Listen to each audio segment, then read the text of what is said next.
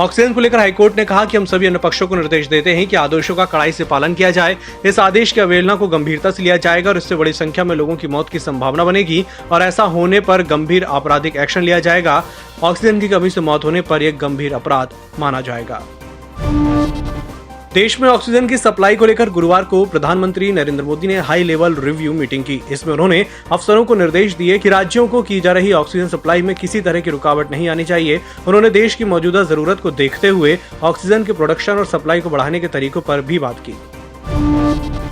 Corona की तेजी से बढ़ते मामलों के बावजूद कई लोग गंभीर लापरवाही बरत रहे हैं। असम के सिलचर एयरपोर्ट पर बुधवार को 300 यात्री बिना कोरोना की जांच करवाए भाग गए, जबकि टेस्टिंग जरूरी है।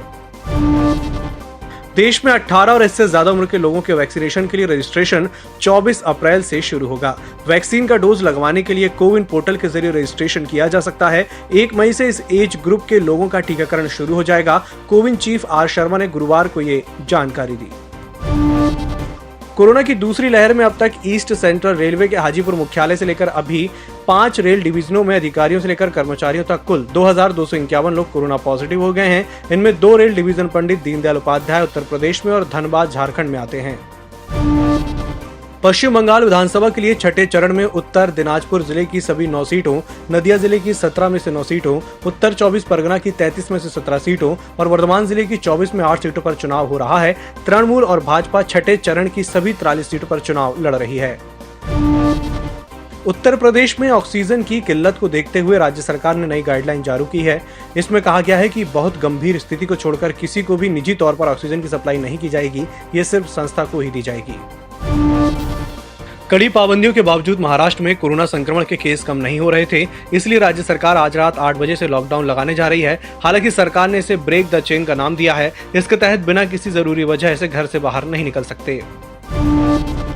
कांग्रेस की अंतरिम अध्यक्ष सोनिया गांधी ने कोरोना की खतरनाक होती लहर के बीच केंद्र सरकार की नीतियों को कटघरे में खड़ा किया।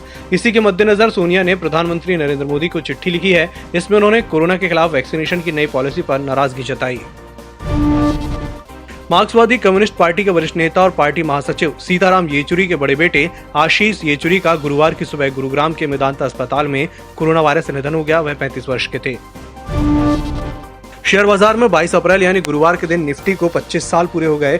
आज के दिन एनएससी का निफ्टी इंडेक्स 1996 को लॉन्च हुआ था। इंडेक्स अपने सिल्वर जुबली के दिन 110 पॉइंट ऊपर 14,406 पर बंद हुआ, जबकि सुबह इंडेक्स 77 पॉइंट नीचे 14,219 अंकों पर खुला था। इसी तरह सेंसेक्स भी 374 पॉइंट ऊपर 48,080 पर बंद हुआ।